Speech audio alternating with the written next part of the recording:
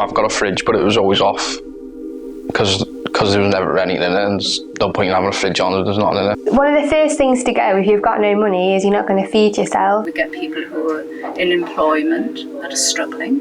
We get people on 0-hour contracts. Getting people who are starting work but have to wait a month maybe before they get their first payment. It's a common misconception for people to believe that it's somehow their fault. A lot of young people don't really want to talk about problems to strangers like that, do you know what I mean? We never set up to be a food bank, but the people who were coming were struggling with a lot of issues and a lot of difficulties in their life, but they also needed food. Young people were coming to our service and they were going hungry. They were being sanctioned or they were in debt and they didn't have any money and they couldn't afford food. And we looked at what we could do to support young people sort of accessing food and those in food poverty. And that's where the sort of youth food bank was created from. Regularly we get 30 people coming with vouchers. So yes, there is a need. The need for food banks is growing everywhere. I think it's more of a problem with benefits and like the welfare system. Changes in the benefit system have undoubtedly had an impact. Young people have crises in their life just like anybody else. Like they make all the processes really hard and like it takes a really long time. Cuts to services hasn't helped. It's getting harder to be in receipt of benefit.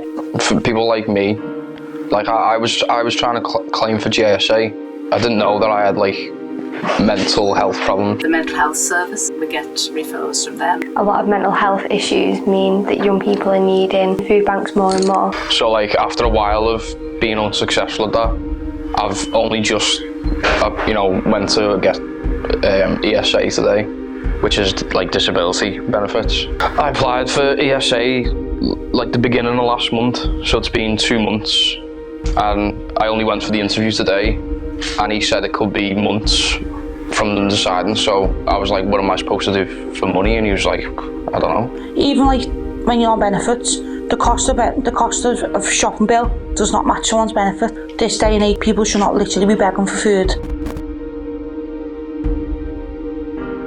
Like I'll probably have to wait a couple of weeks before I get any money if they give me it.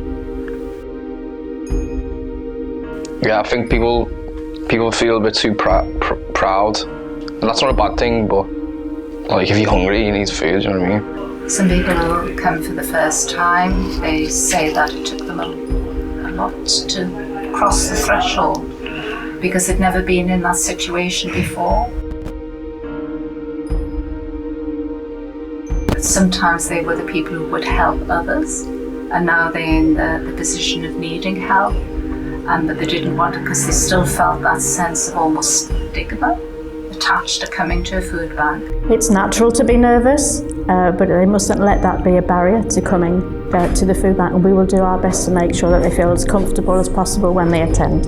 Often there's a sense of pride where they don't really want to be asking for help, and they'll explain the reasons why they don't really need it after all. But we don't judge in that way. We find that the issue's not because somebody's going hungry, but something else is going on. One of the most valuable things that we offer is simply to listen. Basically, we're here to listen if they want to talk. But if they don't want to talk, that's it. We just give them the food and then they go. So with our food bank, we've got counsellors on site, so young people can speak to somebody if maybe they're struggling with their mental health, or maybe they just need to chat to somebody. So we call that our listening ear service. You'll find, like I said, it's not just food that they need, but sometimes it's that extra emotional support and other things that are going on in their life. There's always some help that can be given. There's always some agency or person that we can refer you to that will be able to help you in your particular need. I was hungry, but I didn't want to go to the food bank because I didn't want to think, I'm going to the food bank, do you know what I mean? It's like heavy. But then when I went, I realised that I need this. We need to raise awareness as to why people are needing to come. I think having other services involved in food banks would be great going forward. Somebody that's been accessing our service is now like a peer mentor and can help sort of speak with them young people that are coming through the door, and has got that sort of hands-on knowledge of what it's like to be in that situation. This way I started off when I was at my lowest, and now I feel really good being able to give something back. We do have contact with the Wellbeing Service. They come in on a Thursday, and anybody who struggles with any mental health issues, whatever age they are, can come and speak to the Wellbeing Service. And sometimes that's all that we can do for people, just listen to them, give them enough encouragement to just make the next day